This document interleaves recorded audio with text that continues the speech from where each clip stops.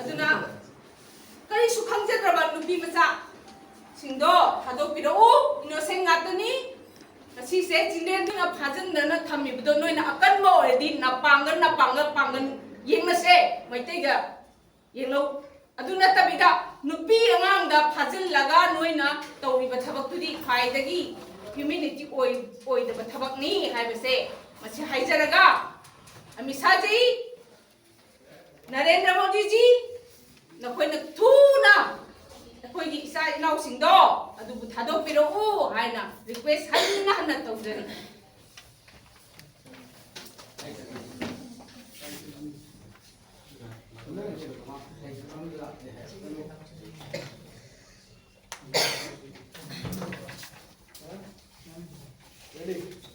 See, I would like all of you to see these pictures. You see the weapons, right? So, in the recent conflict, in the recent months of conflict that has been going in Manipur for many months, more than a year now, the Kuki militant group are using the highly sophisticated weapons to target the civilians, to target the farmers, and to destabilize the region.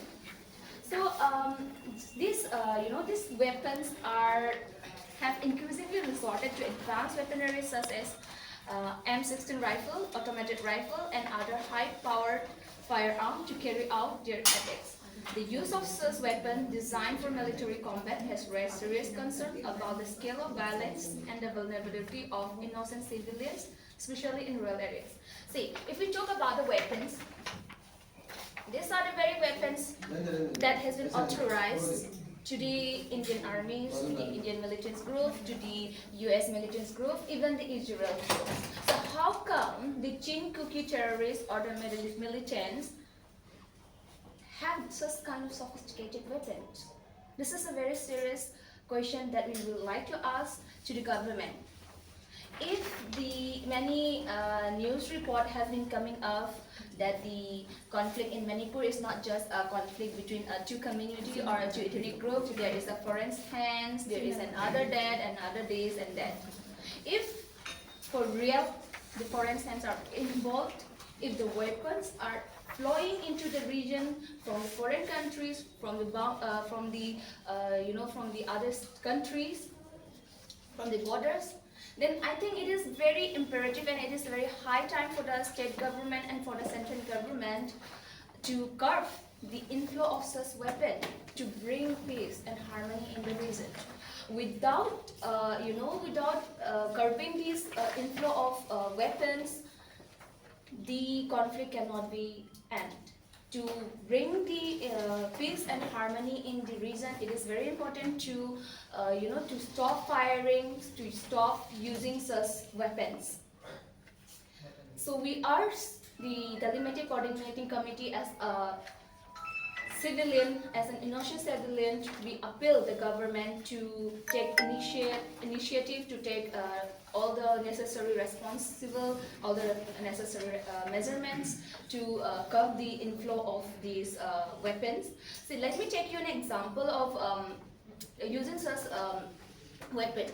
You must all have been aware of the drone bombing in Manipur, which led to the death of a woman and also a death of an elderly man who was working in a house, who was doing all the rituals, who was doing a ritual program. So a rocket was launched from far to a village in Manipur. And an elderly man who was working in a house, he was killed. A woman who just met her son in a boarding school, and then she went to her maternal house, parental house, and there was and suddenly there was a drone attack there, and she was killed in that attack. So the consequence of all these are the consequence of these weapons. So it is very important to bring to end all these weapons, to stop using this weapon. It is very necessary to curb, to bring peace in the state. Working in their paddy fields, Despite the reassurance from the government again and again that the farmers will be protecting while working in their paddy field, still they can't protect it. More than 60,000 military troops are stationed in our region. Every square kilometer there is a military camp. But still, they can't protect a farmer. See, farmer, farmer is the backbone of the economy, yeah, of the Indian economy. Then what happened? Our farmers are killing, they are dying, they are just doing their normal, daily routine, their normal daily life.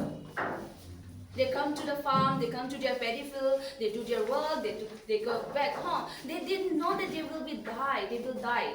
Recently, a woman was killed. She was shot down with this very sophisticated weapon. By this very sophisticated weapon, she was shot down while working in a farm, while working in her paddy field. Do we as a civilian deserve this?